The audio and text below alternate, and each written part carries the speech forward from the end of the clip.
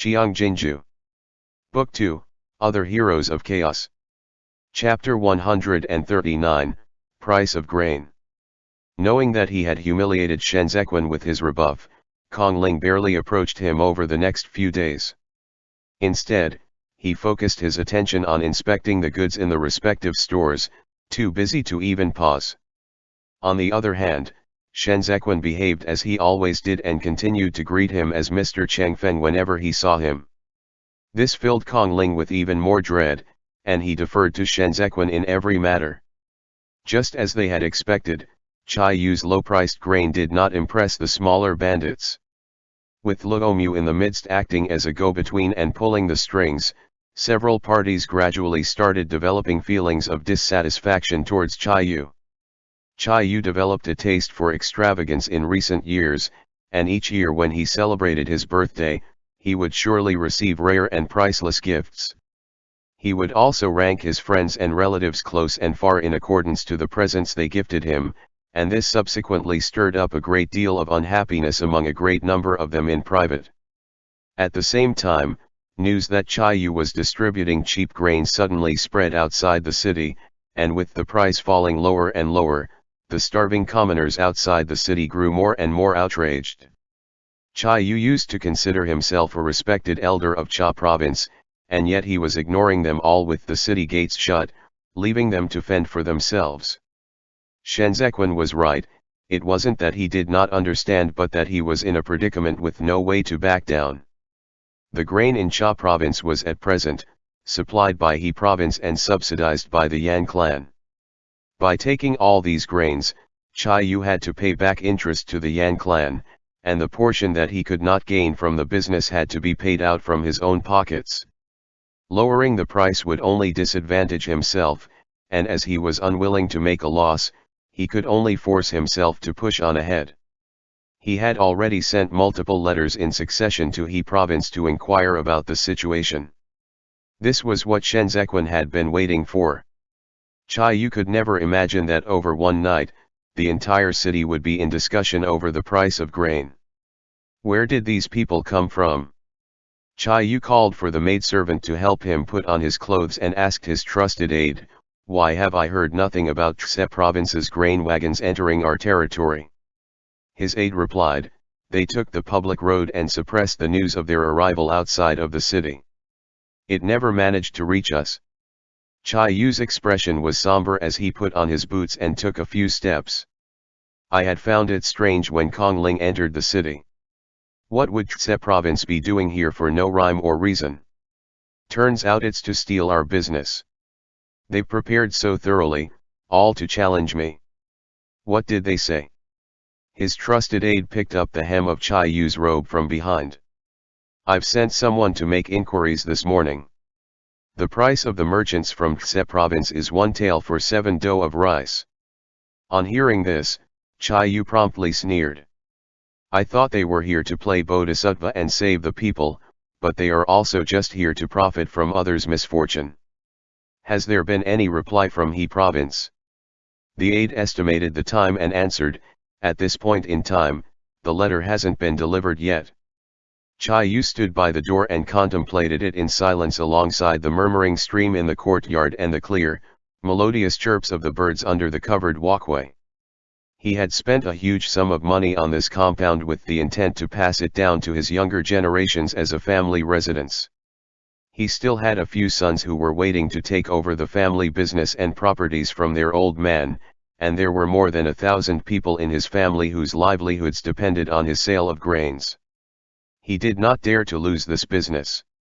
1 tael for 7 dough. Chai Yu muttered. 1 tael for 7 dough. Isn't Tse province belittling me a tad too much by thinking of snatching away my business at this price? Since they lowered their price, then we will go even lower. Go tell the grain stores under us that I'm going to reduce the price to 1 tael for 8 dough out of pity for the commoners outside the city. The aide hesitated. But the young master has yet to reply. If lower it? Chai Yu's expression gradually grew grave. The young master still addresses me as yet. Even if we can't make a profit this time, I can thicken my skin and go to He province to ask for a favor. With the young master at the head of the Yan clan, no one would dare to do anything to me. Tse province came bearing down on us so menacingly this time. There will be trouble in the future if we don't make them think twice and bow out. Chai Yu's trusted aide had only just left the house, and Shenzhequan already knew all about it. Fei Sheng's network was everywhere. When he whispered the information to Shenzhequan was handing out free porridge outside the city. The weather was bright and clear today. Shenzhequan left the city at the hour of Mao and started giving out free porridge to the poor and needy from the hour of Chen right up to the hour of Shen. The sun was so scorching hot at this moment that the muddy ground was cracked. Refugees all sought shelter under the shades of the trees. Shenzhequan gave a slight nod after hearing Fei Sheng out and said, since he has taken the bait, he won't be able to escape. Go to Luomu and get him to tell the smaller gangs of bandits not to get anxious. Chai Yu's price of 1 tael for 8 do can be further reduced. Fei Sheng was clearly aware of Shenzhequan's intent, but he just had to play dumb before the latter and asked like a student eager to learn, then, Master, are we going to reduce our prices, too? We can't let Chai Yu get his way. Shenzhequan tossed the handkerchief to Qiao Tianya and said, of course, but we'll have to wait for nightfall before we reduce the price. Because he had matters to attend to during the day. A white-robed gentleman wearing a white jade pearl with 2 or 3 attendants in tow suddenly appeared outside the city of Cha province and stayed at the porridge booth from morning to night to personally distribute the porridge to the people. The refugees who received the porridge made a little inquiry and found out that these grains from Tse province were initially meant to be sold in Cha province, but Chai Yu refused to let them into the city. Since they pitted the commoners outside the city, they used those grains to hand it out to them instead. Shenzhequan's attitude was cordial and amiable, and he spoke humbly and politely. What's more, he was good-looking. If there were any households with orphans and widows, or with the old, weak, ill, and disabled, he would not only give them food but even send the physician over to take a look at them. He even absorbed all the consultation fees and cost of the medicinal herbs himself. In less than 2 hours, the refugees who had come forth on hearing of his name had converged into a flock. Whenever the others asked about Shenzhequan's name, Qiao Tianya and Fei Sheng would answer with His Excellency Zhou's aide and Mr. Chenfeng's comrade. Even still, Shenzhequan was young and he had a distinguished air about him when he moved and acted. Speculations started swirling around in no time. None of the common folks knew who this young master was, and that subsequently made him appear all the more mysterious and conspicuous. Asterisk. Chai Yu was restless with anxiety as he kept waiting at home until the hour of Zhou, all the while not daring to close his eyes. When he heard someone coming to report, he hurriedly stood up to let his trusted aide in before asking, how is it? Is there an update on Kong Ling's end? The aide had been running to and fro the entire day, and even if he had taken the sedan mid-journey, he still could not endure this degree of exhaustion. His back was presently drenched in perspiration. He wiped his sweat with his sleeves and gasped for breath as he answered, it went down. As old master predicted, Tse province has also lowered the price again. Chai Yu worriedly asked, by how much? The aide replied, 1 tael for 9 do of rice. Chai Yu's expression was calm. This price was within his expectations. He paced. We lowered by 1 do, and they followed suit. It seems that they do not have enough confidence either. The aide followed alongside Chai Yu. Old master, then should we still lower the price? If we lower it any further, it's going to reach 1 dan. From 2 do to 1 dan, Chai Yu was already thinking about the kind of punishment he was going to face when he went to He province after this disaster. However, he could only continue forcing the issue right now. He clenched his jaw and said, lower it further. To 1 tael for 1 dan. Asterisk. When Luomu heard the news in his residence, he said to Kong Ling, if Chai Yu continues to lower the price, it'd be difficult for him to raise it again in the future. He's fallen for the ploy completely. Kong Ling faced the window and confirmed that there was no one else around before speaking. It's all thanks to the vice commander's foresight. Thinking of Shenzhequan made Luo Mu sigh. If it had been me, I would have been deceived, too. How could Chai Yu have known that Tse province was planning to veer towards Chu capital's price? This is a lucrative business. Every increase of 1 do of grain per tael is a loss of real money. Riches cannot be brought to the grave. How long can he profit off misfortunes in Zongbo? You're a fool. If Chai Yu had any foresight, he would have shown restraint this year. Tse province had no confidence due to a lack of resources 6 years ago, but we've been recuperating and rebuilding our strength in these 6 years. The transportation of the army provisions for Libei's military from Tse province last year was decided on by Secretariat Elder Hai and the Marquis. Think about it, Chu capital already knew then that Tse province had the ability to bear this responsibility. Once Tse province is revitalized, those with ambition from the respective prefectures will also vie with each other to rise to the top. When the time comes for these places to recultivate their grain fields, the price of grain in Zongbo will surely fall. This path to fortune cannot last for long. The only question is who will be the one to crush it? Having spoken to this point, Kong Ling paused for a moment. Both the time and place are right. The vice commander meant to make a killing in Zongbo.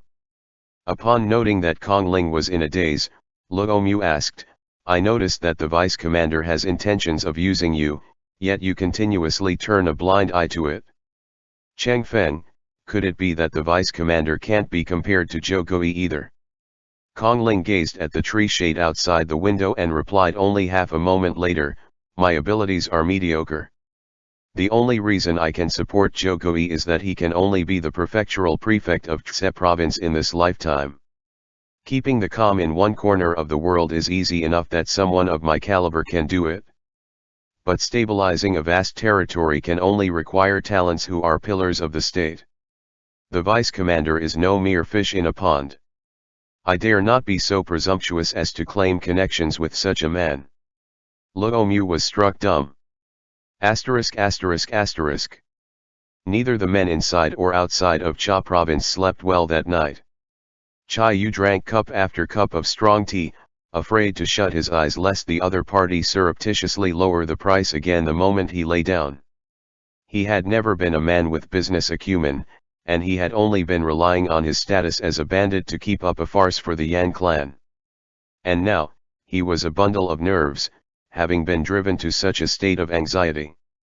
The people from Tse province remained passive for a long time. Only the porridge booth outside the city was still operating. Chai Yu had heard that more than 1,000 people had converged outside the city, but he was sure that what he had in his hands were the bona fide armed forces.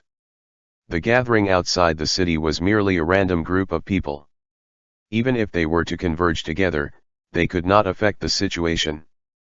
Time continued to pass by. When afternoon came around, Chai Yu decided to take a nap fully clothed, but he had only just shut his eyes when he heard a report coming in. He hurriedly sat up and let a maidservant support him on his way out. The moment he saw the aide's expression, his heart sank. How much did they lower it to? The aide anxiously reported, Old master, the price drop this time is crazy. They've dropped it to 1 tael for 1 dan and 3 do of rice. The people who were adopting a wait-and-see attitude yesterday are already starting to leave the city one after the other. They are all making a beeline for the Tse province's grain wagon to buy grains. Chai Yu was rendered speechless for a moment. That low? The aide replied, it's already close to the price of grain in Juexi. If it keeps getting lower, we will have to give up all our profits after spring this year to repay He province. Chai Yu held on to the man and said in disbelief. Didn't Tse province just send army provisions to Libei? Now that Libei has rebelled, they'll be getting all of their provisions from Tse province in the future. If Zhou Gui sells off all of the grains, how is he going to account for it to the Prince of Libei? Furthermore, what are they even earning by lowering the price by this much? The trusted aide followed behind Chai Yu and was similarly panicking as he spoke. Exactly. If they continue lowering the price, it will be no different from Juexi. Wouldn't that be making a loss? What profits could they even earn? Chai Yu was getting on in years and he had not slept at all the night before. He was currently so unsteady on his feet that he had to let someone help him to the seat. They're determined to steal our business, hatred bubbled up in him. How dare they? Go gather my men. Tonight, we'll overturn their grain wagon, capture Kong Ling and kill all those that came along with him. I have ferocious bandits on my side. Why should I be scared of them? Jiuqing, that ignorant brat. I'll see if he has the guts to fight me head on. The aide slapped his knee, feeling thrilled as he spoke. That's the way, old master. We should have retaliated long ago and not wasted all that effort playing nice to them. I'll go right now. End chapter. Notes. 1 hour of Mao is 5 to 7 a.m. 2 hour of Chen is 7 to 9 a.m. 3 hour of Shen is 3 to 5 p.m. 4 hour of Zhou is 1 to 3 a.m. Qiang Jin Jiu. Book 2, Other Heroes of Chaos. Chapter 140, Outskirts of the City. As Chai Yu gathered his men with great fanfare on his end, the refugees outside the city had already amassed into a horde. It took merely one night for the news that someone had set up a booth to give out porridge to spread more than 10 li around. Refugees who were so starved that they were sallow and emaciated came in droves and crowded around the Tse province's porridge booth so closely that not even a drop of water could trickle through. Qiao Tianya watched as the people came swarming to them. There were no longer enough hands at the front to help maintain the queue of people who came to receive their porridge, so he signaled to Fei Sheng with his eyes. Fei Sheng backed away in understanding and led the Jinyi Wei to guard the wagon. He also swapped the guards from Tse province over to help with the maintenance of the queue order. These Jinyi Wei were all dressed in black robes with blades on them, and every one of them looked capable and tough, thus producing a deterrent effect on the restless people all around. Master, Qiao Tianya raised his arm to hold back some people and whispered to Shenzhequan. It's getting dark. We've already been here for 2 days and a night. It's almost time. You should retreat to the rear. Shenzhequan had just finished chatting with an elderly among the refugees. He did not look back upon hearing him, but he put away the blue handkerchief that he had taken out and said, "There's no harm in staying." Qiao Tianya surveyed the surroundings and looked at the people around them jostling against one another. These were all emaciated refugees. Worried that there would be a conflict in a while and someone might fish in troubled water to make a grab for the grains and hurt Shenzhequan in the process, he said, "Master, stand behind or stay close to the wagon." Shenzhequan looked at the forest bathed in the sunset glow of red clouds that looked like torn pieces of red cotton. The setting sun was already midway in its descent. It would not be long before the sky turned dark.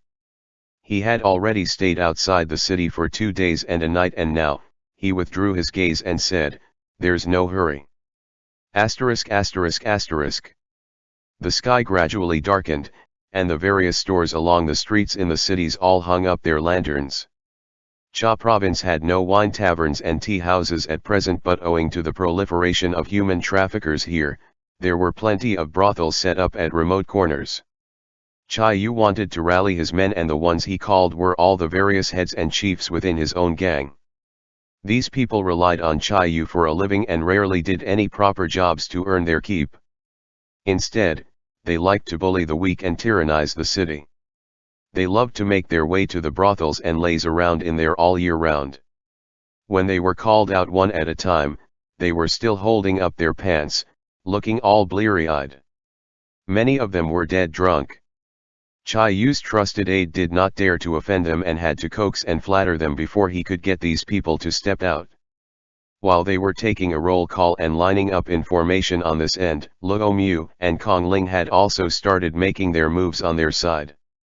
Kong Ling bowed to the various chiefs of the small-time gangs that Luo Mu had helped in secret and said, "As everyone knows, Tse province is here this time to sell grains. As long as we can get through this crisis safely tonight, the price of rice tomorrow can only be even lower. One of them asked, "Talk is cheap. How do you expect us to believe you with no proof or guarantee?" So, Kong Ling turned aside and gestured to Luo Mu and said, "My words can't be trusted, but surely you can believe His Excellency Luo's words." Luo Mu had repeatedly extended a helping hand to these gangs, funding them with quite the amount of silver in just this half-month alone. They had been beaten down by Chai Yu so badly lately that they did not even dare to step out of their alleys in broad daylight. They were not given a share of that cheap one tael for 5 dough grains.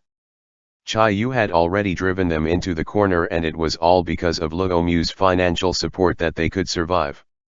So naturally, they were willing to believe Luo Mu's words.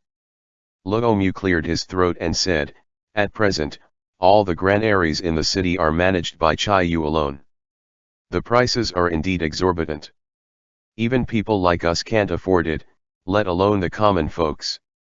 Tse province's offered price is just right. It's close to the price at Chu capital. What's even rarer is Tse province's promise never to inflate the price in the future. I have already signed the documents with Tse province. It can't be fake when it's all been written down in black and white." The various chiefs put their heads together to discuss it among themselves. Kong Ling continued, "I know all you fellows are worried about the Yan clan, but it's better to just get it over with than to prolong the agony. Instead of allowing the Yan clan to lean on Chai Yu's authority to control the lifeline of Cha province, why not let my fellow brothers here decide yourselves? Moreover, the only reason Chai Yu is willing to lower the price today is because Tse province's grain price is too low. If we can't get rid of him tonight, then once Tse province's grain wagons leaves, the price of grain in Cha province will rise back up to what it was originally. If one wanted people to work together as one first had to talk to them about the benefits." Kong Ling knew this very well. The original price set by Tse province was 1 tael for 1 dan and 8 dough of rice, but Shenzhequan had not mentioned this amount at all during these past few days of price reductions. And this was precisely because he was waiting to use this information to inspire the people at the right moment. Kong Ling paused for a moment before continuing, "According to the vice commander, as long as everyone is willing to help out, once Chai Yu has been taken down, the price of grain will be lower than 1 tael for 1 dan and 3 dough. By 3 dough." The moment those words were out, the people began to seethe with excitement. The price of grain in Chu capital was just 1 tael for 1 dan and 5 dough of rice, yet Tse province was willing to offer 1 dan and 6 dough. The impact had far exceeded that of Chai Yu's small gesture. What they were concerned with was not just the grains but also their future means of subsistence and survival in Cha province. Most importantly, the first batch of grains this autumn were not paid out of their pockets but by Luo Mu. After Chai Yu was knocked off his pedestal, Cha province could still loot from the granaries of Chai's residence. With the combination of these two sources of grain, they would not have to worry about getting through winter this year. Sounds of ascent beneath rose in harmony, and in no time, morale was running high. Kong Ling nodded to Luo Mu, then said to the various chiefs, "Chai Yu's men haven't left the city, so there's no need for everyone to fret. We naturally have plans in place." At around the hour of Sui, Chai Yu's men left the city. These bandits were all using army supplies from the armory belonging to the garrison troops of Cha province. Even though the equipment was old, it was fully intact. With swords, blades, and shields all in place, they had, at a glance, the appearance of a proper army. When the trusted aide had sent someone to check up on the situation in the morning, there were only 1,000 or so people outside the city, but when he headed out of the city for a look now, the crowd was too dense for him to see through. Clearly, the number of people had doubled. The number of men and horses under Chai Yu in the city amounted to only 1,500, and he had brought 1,000 on this trip, and yet they felt a little cowed as they crowded around the city entrance. "Why are there suddenly so many people here?" One of the chiefs in the back craned his head. "It's crowded to the ends of the earth." The aide turned around, smiling obsequiously as he said, "They're too hungry to even walk. How can they be considered people? What's important are the grain wagons.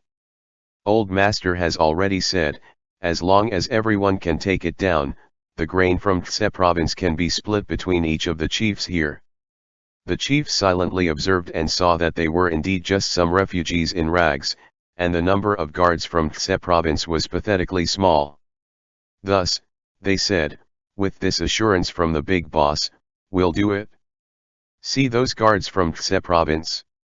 We'll split up according to the number of wagons. The more you kill, the more share of the grain you get later." These crowd of ruffians rubbed their palms, eager for a fight. They did not even need the aide to give a command before they swarmed forth. Asterisk asterisk asterisk. Shenzequan had only brought the porridge to his mouth when he heard the battle cries. A bunch of bandits charged out from the public road and brandished their blades to start slashing. Fortunately, the Tse province guards were guarding at the periphery, and both parties began to combat at close quarters. Fei Sheng immediately opened his mouth and shouted at the group of refugees, "Robbery!" Chai Yu sent his men over to snatch the grains. Fei Sheng shouted at the top of his voice. His shouts were not loud, but the refugees nearby were already scared out of their wits. They jostled and bumped into one another and shouted after him, "Robbery!" Chai Yu sent his men over to snatch the grains. Upon hearing this, a chief on the other end grew emboldened and roared with savage laughter. "We're here to rob grains. Whoever dares to stand in our ways will be sacrificed to our blades. Brothers, charge!" The Tse province's guards were too few in numbers to withstand the momentum of the bandits' charge, what's more when all the refugees were right behind them. As they jostled together, cries of those being trampled on rang out all over.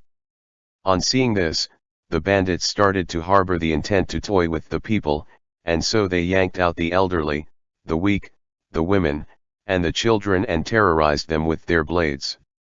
"Not only are we robbing the grains, but we are also going to kill, kill, kill." The bandits dragged along a woman with a child in her arms by her hair, and the gleaming blade frightened her so much that she was trembling all over as she wept and pleaded. But the bandits were used to committing all kinds of atrocious acts, and when they saw her wailing, they did not feel any pity and instead burst out laughing in unison. They even reached out their hands and made to haul over the child in her arms. Unexpectedly, a hand suddenly reached out from among the crowd of people to stop that blade. Qiao Tianya tossed aside the hem of his robe and grinned, "Killing is one thing, but why humiliate others? It's so annoying to hear all these weeping and wailing. Raise your hand and drop the blade in one swift move, get it done and over with." This bandit exerted his strength, but the blade did not budge the slightest. He bellowed, "Good grief, bro. Let go." Seeing his face flushed with anger, Qiao Tianya took a few steps back, causing the chief to stagger to keep up pace with him. Shenzequan, who was standing back, said, "What's the point of making a fool of the others? Qiao Yu, let go and give it back to him." Qiao Tianya said, "Sure, no problem. I'm letting go. I'm letting go right now."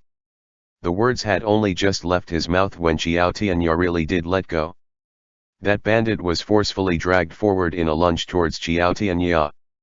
Qiao Tianya stepped aside to dodge him, then lifted his foot and kicked that bandit in the ass, sending him flying into the crowd and landing right in front of Shenzequan's feet. As that bandit made to get up, his gaze shifted up along the white robe. Just as it was about to slide up to Shenzequan's chest, the tip of Yang Shan Shui's sheath pressed against the center of his hair, bringing the upward trajectory of his head to a stop. Shenzequan's expression turned cold, his gaze sharp and fierce as he spoke with righteousness. "Tse province is here to provide aid relief to the common folks of Cha province. It's fine if Chai Yu doesn't allow me into the city, but do you people have to tear down the porridge booth too? Then go ahead and tear them down. Don't hurt anyone." His voice was neither loud nor soft, but it had enraptured those around the vicinity.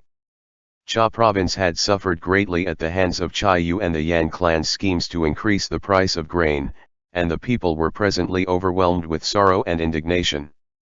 As the woman who was rescued cried, quite a number of the others also started to cry. How could the bandit have known that he had fallen into a trap? All he could remember was the head count the chief had mentioned earlier. Unable to raise his head high due to the humiliation, he braced himself and spat hatefully, "Cha province is the big boss domain. If he wants to tear it down or kill its people, can you people stop him?" Shenzequan very slightly decreased the amount of strength he had been using, these grains. In an instant, the bandit grabbed the blade that had fallen nearby, lifted his arm and moved to slash at Shenzequan's chest. Qiao Tianya had already moved, but the bandit was far closer and that blade went straight for Shenzequan. However, it was at this very moment that the bandit saw the composure in Shenzequan's eyes, as if he had been waiting just for this. The sheath of Yang Shan Shui made a thump sound as it struck the side of the bandit's blade. However, a few drops of fresh blood followed in the wake of the sound, splattering on Shenzequan's sleeve. A man standing alongside Shenzequan dropped onto his butt, paralyzed and terrified. "They're killing people." Qiao Tianya had initially thought the blood belonged to someone else, but upon closer inspection, it was actually Shenzequan's left hand that was bleeding. Cries of alarm rang out all around. Fei Sheng, who was far away, bellowed with all his might, "Who dares to harm my master?" As soon as he said that, the Jinyi Wei all drew their blades. From the moment Qiao Tianya intercepted the blade, one of the chiefs standing in the back knew that they had encountered someone difficult to deal with. He quietly took a few steps back and commanded, "Do as the big boss says. Hack them all to death." The bandit in front of Shenzequan was not dead yet, so Qiao Tianya kicked him from the back, sending the man rolling onto the ground. But, before Qiao Tianya could draw his blade, several people rushed forward from behind Shenzequan, swarming towards the bandits as they threw punches and kicks at them. The crowd was roused to action, their anger having reached its peak. The refugees stampeded forth in unison, fearlessly colliding with the bandits without a care for their lives. "Cha Yu, open up the granaries. You evil bandits must die. Don't hurt our benefactor." End chapter. Note: hour of Sui is 11 p.m. to 1 a.m.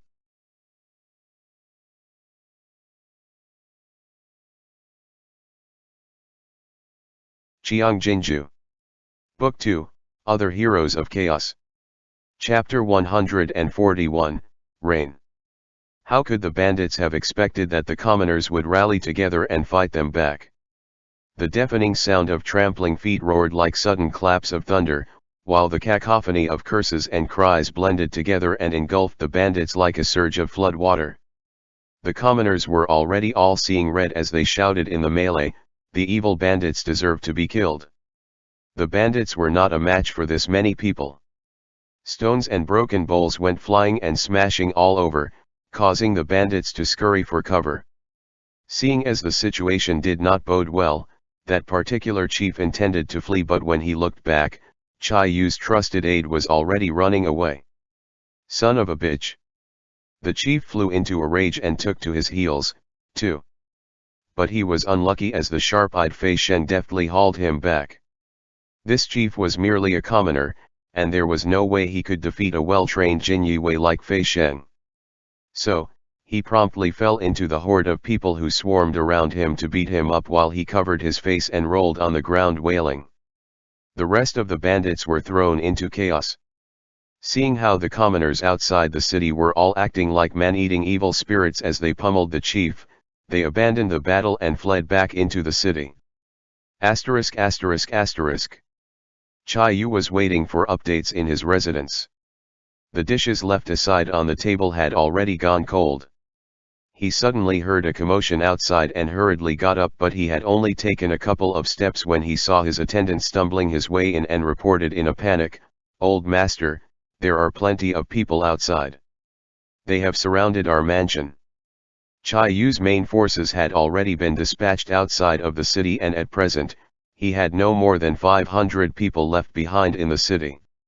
He immediately had a realization and he hissed through clenched teeth, "I've been had." He had no men by his side at present, and this gave the small-time gangs an opening to exploit the situation. Qiang Yu immediately said, "Tell the guards around the compound and the remaining men to keep an eye on the various courtyards gates. Bring my cloak over. I'm going to meet them personally." Qiang Yu draped his cloak over himself and secured his broadsword, then he briskly made his way outside with his entourage. The residence's doors were tightly shut. Qiang Yu peered through the gap in the door and saw torches everywhere outside the residence.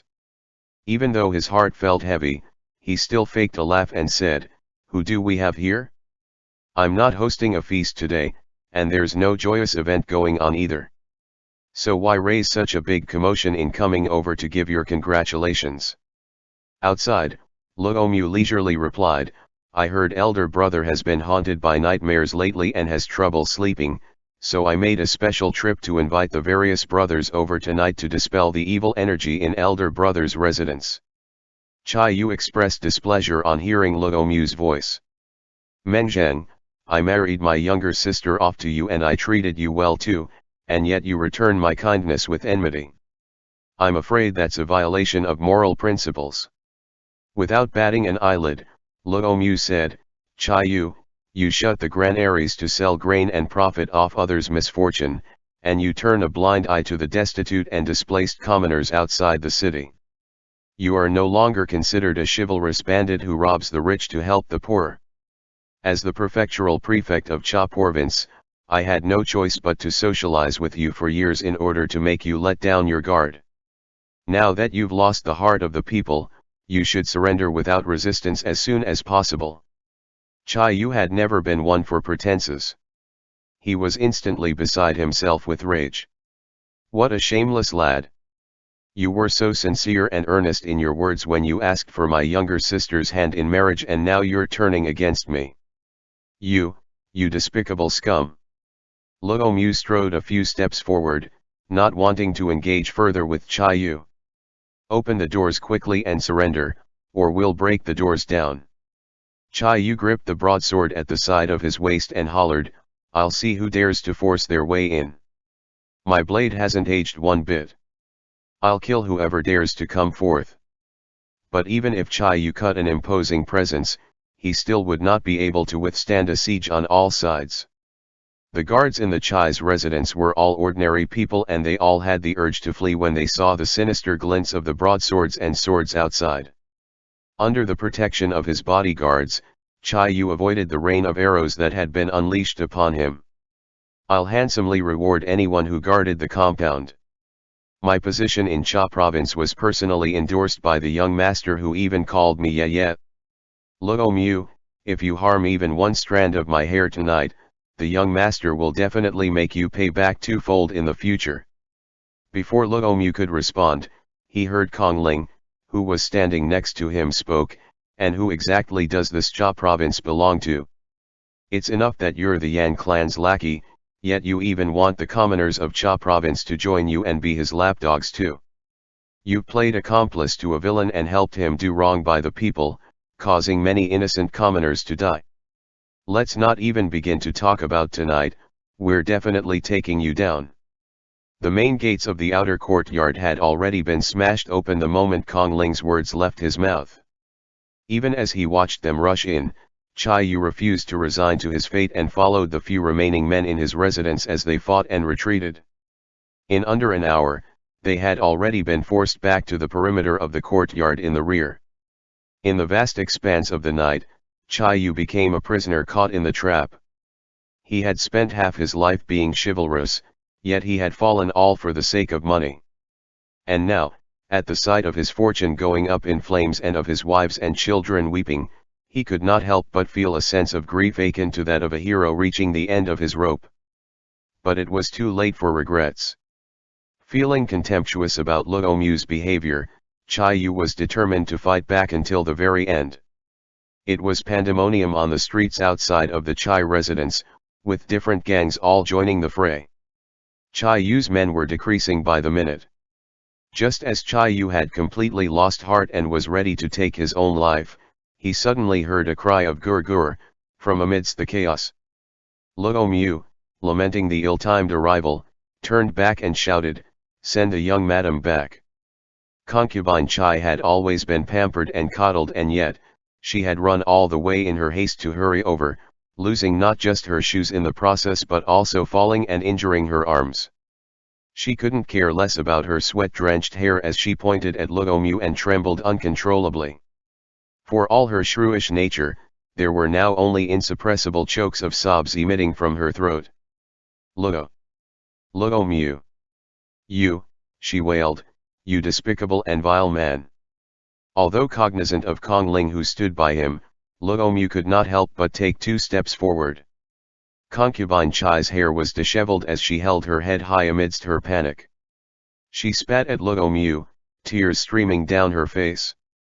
I gave my heart to a dog. How could I have been deceived by a bastard like you? Concubine Chai and Chai Yu were siblings with a large age gap between them. Although she was his little sister, Chai Yu nurtured her like his very own daughter. Brother and sister had both grown up depending on each other and were thus very close to one another.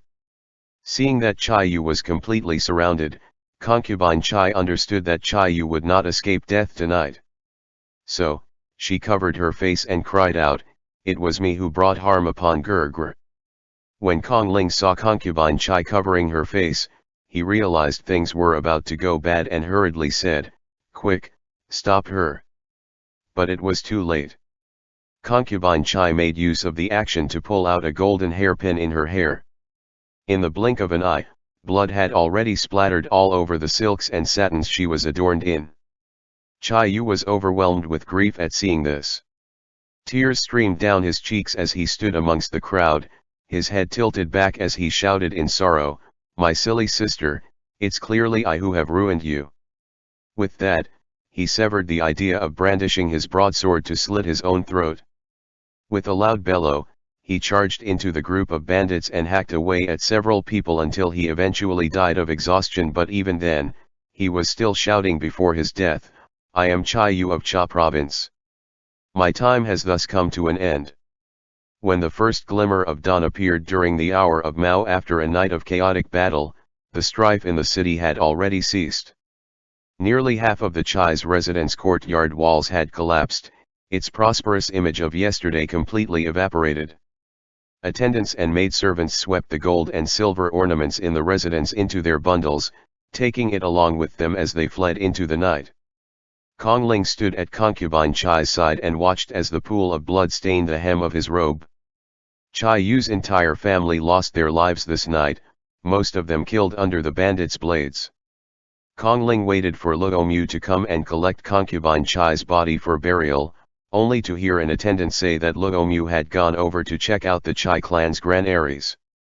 Kong Ling stood where he was and waited right until late afternoon. But Luo Mu never came. Asterisk asterisk asterisk. Once Chai Yu fell, the grain stores in Cha province all came under Luo Mu's control.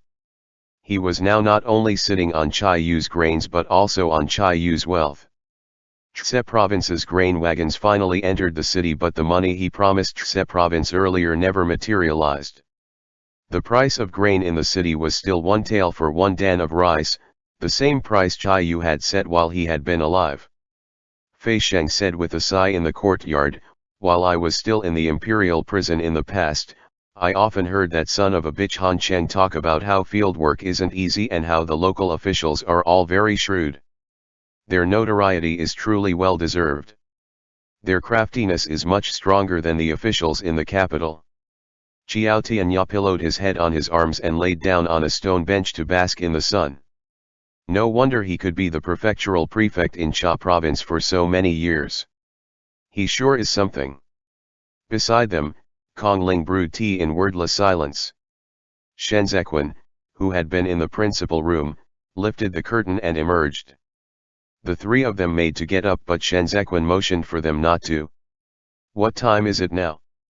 Fei Sheng competed to reply, "It's almost noon." Shen Zequan grasped his folding fan. Seeing as the sun was blinding, he shook open the fan to cover his eyes. Cha province has scored a victory, but we still have yet to hold the celebration feast, right? Go send Luomu an invitation. Tell him that we'll be having a drink here tonight.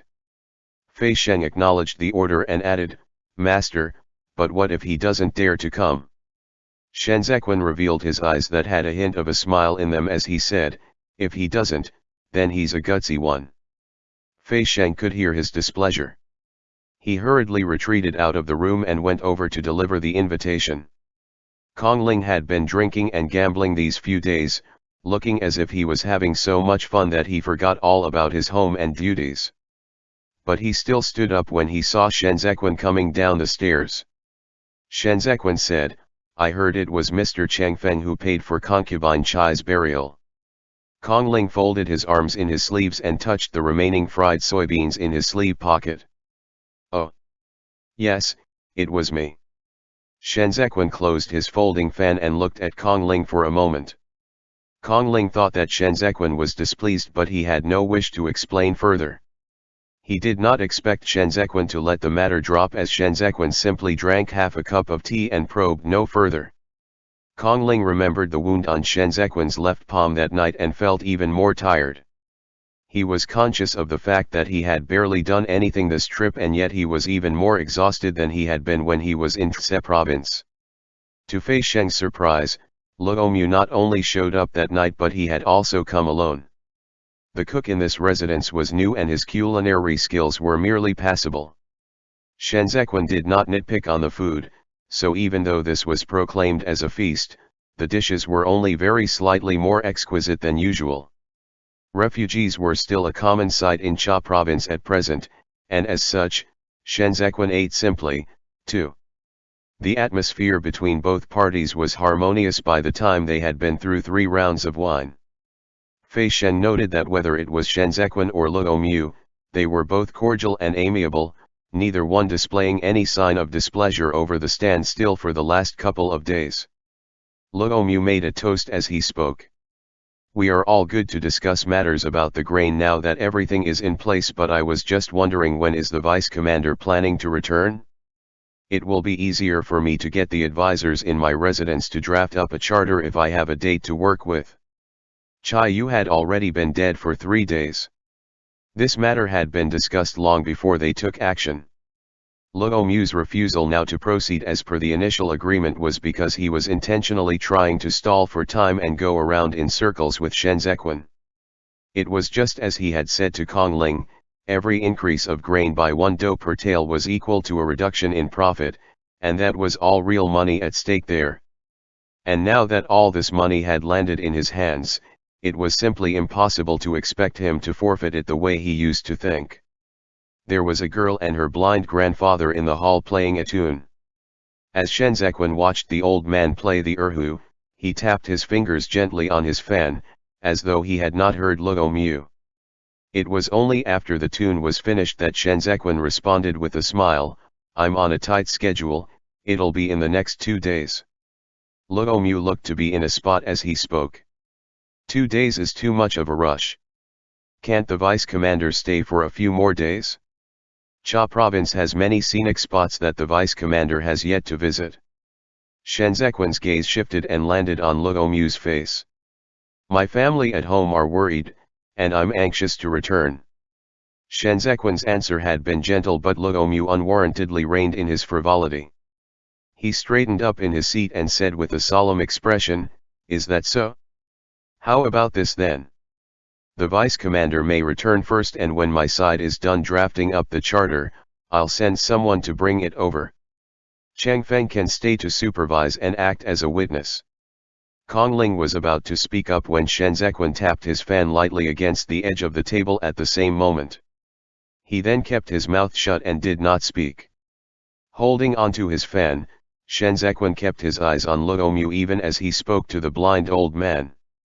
Play another tune, one from Cha province. Doesn't Cha province have that song called To Kill a Bandit? That blind old man gave a slight nod of his head and shifted a little to get his granddaughter to switch over to the pipa and start playing. Shenzhequan did not respond to Luomu's words, and Luomu, who sat across from him, did not dare to bring up the matter again. Initially, he could still look at Shen Zequin in the eyes, but as the tune gradually took on a murderously sinister overtone, he began to sweat profusely. Shen Zequin opened the lid of the teacup. "This tea was a gift from your excellency. It's good quality tea. Is it from He province?" Luo Mu forced out a laugh. "We found them from our search of the Chai Yu's residence. I'm not knowledgeable about tea, so it's better to present this to the vice commander as a show of my respect." Shen Zequin smiled and replied, "I don't like tea." The girl's fingers slid along the pipa. The clanging of the pipa was just like slashes of blades slicing through the air to perforate into his ears and rupture his eardrums. It was so intense that Luo Mu's back was soaked with sweat.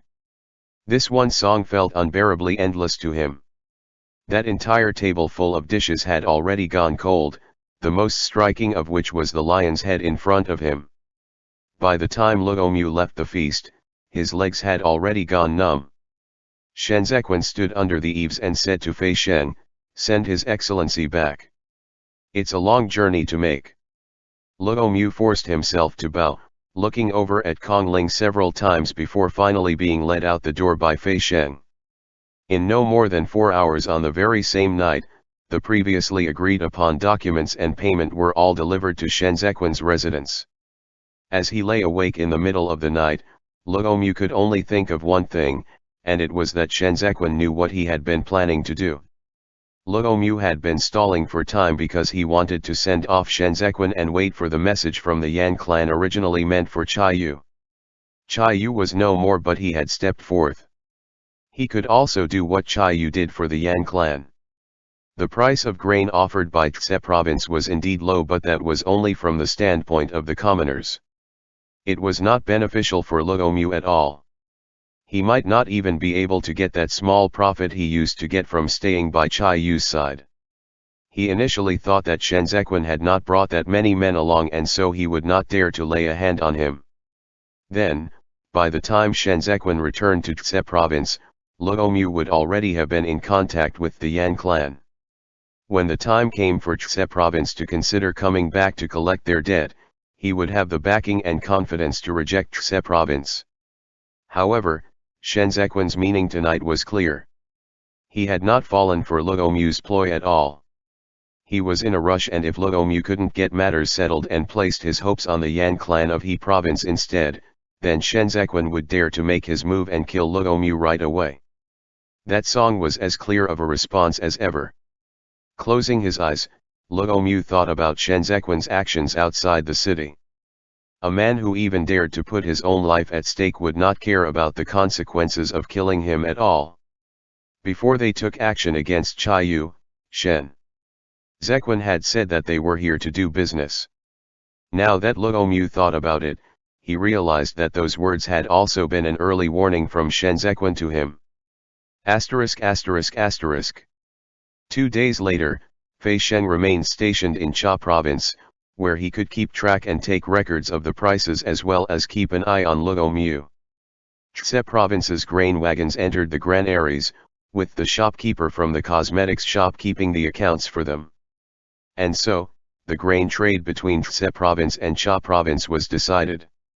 The price Shen Zequin settled on with Zhou Gui and the rest back in Tse province was 1 tael for 1 dan and 8 dough of rice, but it was now a little higher at 1 tael for 1 dan and 6 dough of rice. This price, though, was already lower than in Chu capital. By buying the grains from Tse province, Luo Mu not only had to set up booths to hand out porridge, but he also had to think of the most effective way to optimize the money being spent. Cha province's problem of utmost priority was the establishment of the census register. He now held the food of the small-time bandits in his hands. He could enlist them in the garrison troops. There were still some issues when it came to the follow-through, but all of these could be discussed again when the large batch of grain arrived from Tse province.